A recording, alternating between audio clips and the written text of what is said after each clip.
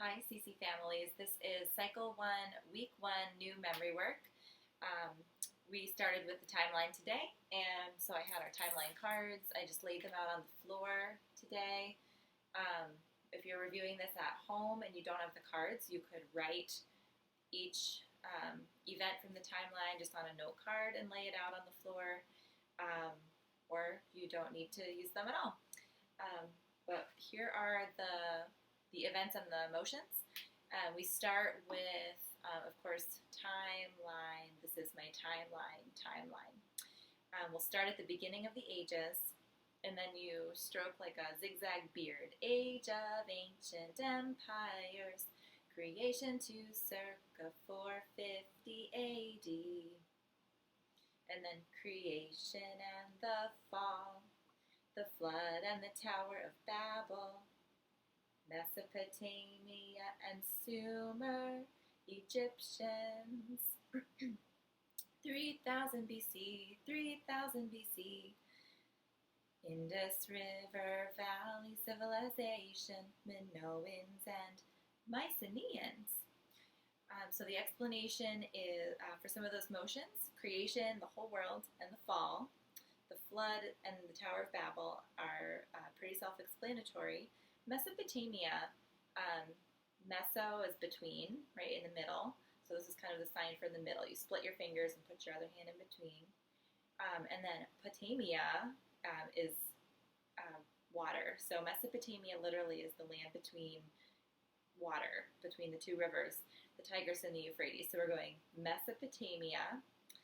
And Sumer is the city-state. From our geography today, you'll see that's the city-state right down where the rivers split. So these are Mesopotamia, and Sumer refers to the land between the two rivers. Egyptians, you make like a little hook, and this is the sign for Egyptians, like the little snake that would be on a headdress for an Egyptian. And then we do our 3000 BC, and some will do 3 and then do like 3 fingers down on your hand for 1000. 3000 BC. We just did a 3. Indus River, whenever we talk about India, we do a little bindi dot on the forehead.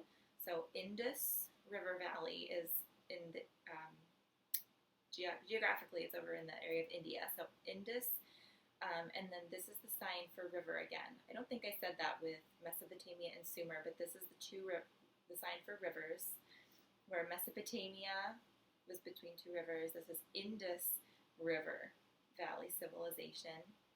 The Minoans, we're going to make like bull horns. That was significant in their culture. So do your pinky and your thumb, and then put your pinky, take the same sign, and put your pinky by your ear. And this is the sign for gold. And the Mycenaeans, in their culture, gold was very important. So those are your signs for timeline. Next, we did math, and we did the 1s and the 2s.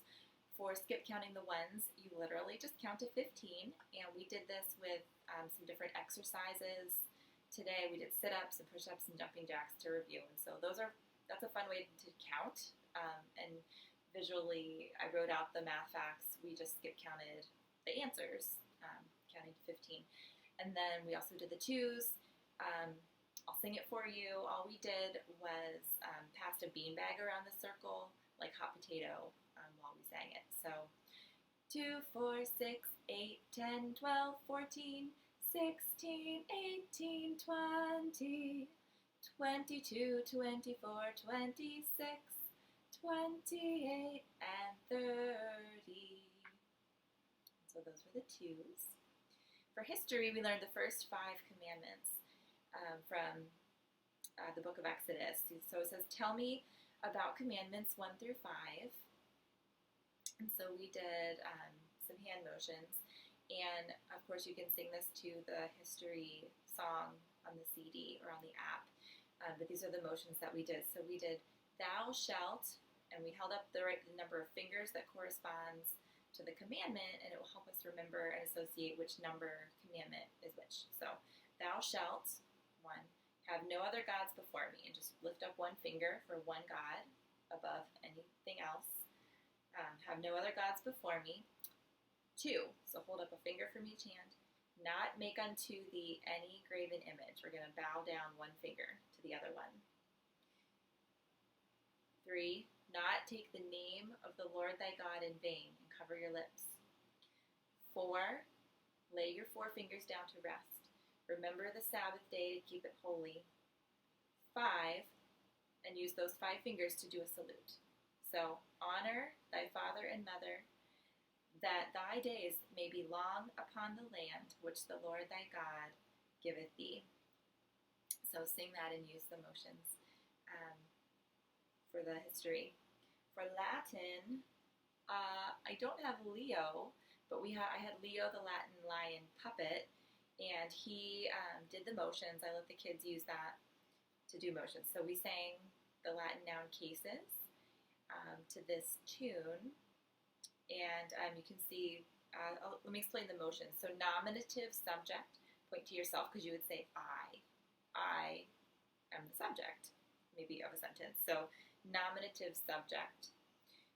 Genitive possessive, hold on to a possession. Dative, hold out your elbow like you're going to link arms with your date. Dative, indirect object. Accusative, accuse somebody, right? Accusative, direct object. And then pat your abdomen, ablative, object of the preposition. And we sang it like this. Latin noun cases, Latin noun cases, nominative subject, genitive possessive, dative indirect object, accusative direct object, ablative object of the preposition, ablative object of the preposition. And the kids had a lot of fun singing and trying to make the puppet do those motions as we did that. For science, what are the classifications of living things? I don't think you can quite see my board. I wrote them here with domain on the top with a great big bracket, and then kingdom is under that with a smaller bracket, just so you get the sense that it's getting more and more specific as you go down through. But we used a story. I'm just going to say the story and do the motions. And the words are a little different in the story. You'll hear that. But in the domain of King Phylum, like you're filing your nails, he called his class to order so that the family genius could learn about species. So obviously, like in the domain of King Phylum, king is kingdom. And genus and genius are different words, right? But we use that, and it kind of helps remember the order of the classifications of living things from the biggest domain down to the most specific species. For English, we used a shaker and a tambourine, and we did La Cucaracha is the tune, and we sang, I think if I shake this, you won't hear me, so I will set it back down, but we had fun with this. A preposition relates a word, a preposition relates a noun or a pronoun to another word.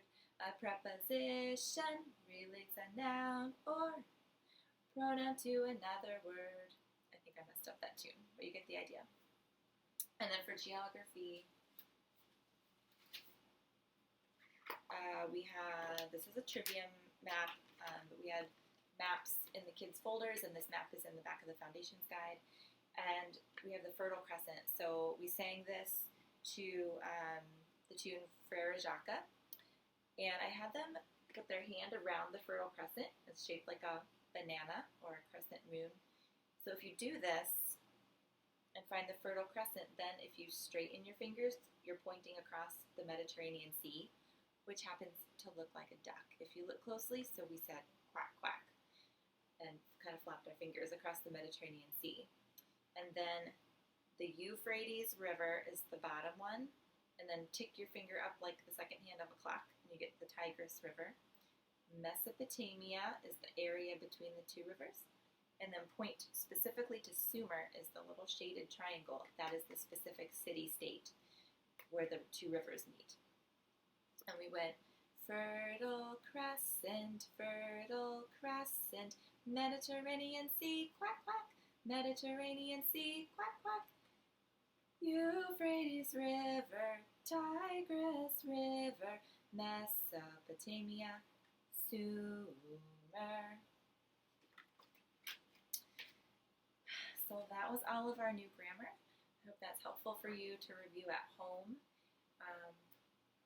Let me know if you have any questions, and I'll see you next week.